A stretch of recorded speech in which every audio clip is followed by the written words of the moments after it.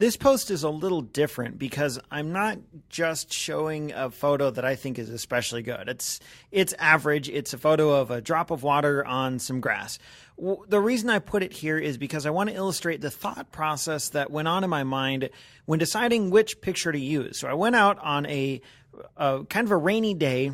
It was a lull in the rain, so it was raining in the morning, and then it kind of quit and was nice and overcast. Then it rained later on in the day, and I went out when it was between the raining periods, I guess, which is a fantastic time to shoot because the light is all diffused and overcast, and you get really nice light without a lot of harsh shadows that you normally get in the midday. And this is probably like 12 or 1 o'clock, and when it would normally be super sunny and bright.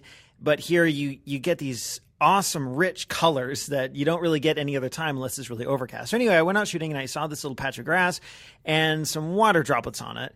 And I took several photos, and back on my computer, I initially put the second one. If you scroll down on the blog, you'll see a second photo. I initially put that one up first on Weekly 50 because I liked it and I thought, hey, it was really cool.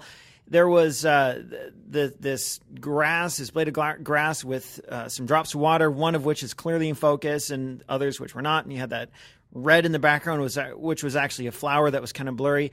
And I liked it because I thought that it was a really interesting photo with a lot going on. And my idea was originally that the viewer, would see the topmost drop of water and then kind of draw your attention out from there and see other drops of water and see the background, that blurry red in the background and the foreground. And I thought it was kind of cool. But the more I looked at the second photo, the one which is actually the featured photo this week, the more I liked it. And here's why. On the bottom photo, even though it had all that stuff, it was actually, I realized, just too busy. There was so much going on in it that I wasn't sure the viewer would have any idea what to focus on and what was the photo about. What was I trying to show or say in this photo? And I realized that it was kind of unclear to me what was going on in that photo because there's so much going on. And I initially liked that splash of color in the background, but then I thought it's too distracting. And for me, one of the guiding principles I like to operate by when taking pictures or really showcasing photos, not just taking them, but deciding which ones to showcase, is what do I want my viewers to see or think or feel? And that should be, it shouldn't be a complex process. To me, that should come simply and easily. And I know sometimes you can stare at a work of art like the Mona Lisa. You could stare at that thing for an hour or all day and feel all sorts of different things and think all sorts of different things. So I'm not saying every photo has to be like instantly impart some sort of feeling right away, but I was hoping to draw the viewer's attention to something clear and interesting in a fairly short amount of time, and then go out from there to something more. And the first photo, in my view, does that much better. And this is something that I wanted to showcase here as an example for anyone out there. If you're looking for a way to kind of improve your game a little bit in photography, use this as kind of an example. And I'm not trying to talk this up and say, like, you have to do what I did. No, please don't do what I did. Do your own thing. But this is what I did to get at what we have here. So the first photo, the featured photo, it's similar in that there's a drop of water on some grass, but there's less going on. And yet, to me, there's more for the viewer to think about and to look at in the photo. So initially, you see that one drop on the kind of the top right hand, the top right hand quadrant of the photo. You see that drop of water, and it's nice and clear and it's isolated. So there's nothing else going on besides that. I suppose you could see like maybe a couple drips beside it and one off to the other side, but really it kind of exists by itself.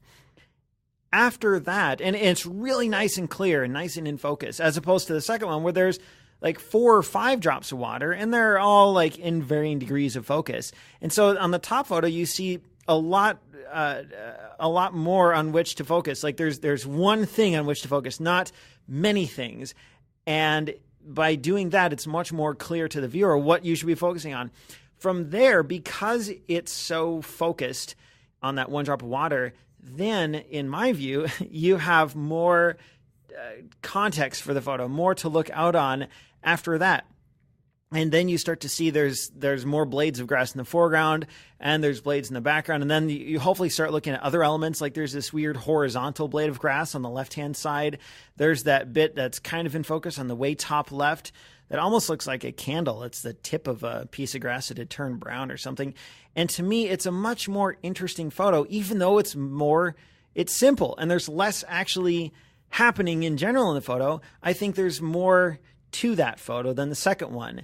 And one of the reasons I liked the second one at first was the color. I thought it'd be cool to have that bit of color in the background. And that was an intentional choice when I took it. I specifically focused or positioned myself with that blade of grass there and the flowers in the back, specifically chose a wide aperture to get that nice blurry background. And I thought, yeah, we'll add some color to the photo. But then I realized the color distracted from the photo, because what are you supposed to focus on? The drops of water or that colored blurry mess in the background?